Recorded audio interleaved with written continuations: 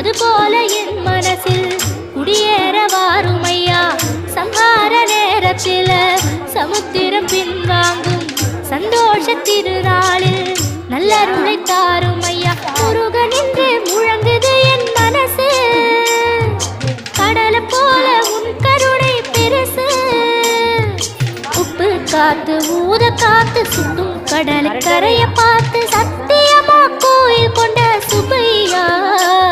எங்க குப்பத்துக்கு குலவிளக்கு நீ ஐயா. திருச்செந்தூர் ஆண்டவனே வேல் முருகா, தினம் உனக்கு நன்றி சொல்வோம் மால் மருகா. திருவடியில் தவம் இருப்போம் திருமுருகா, தீப்பெழுது நலமெனவே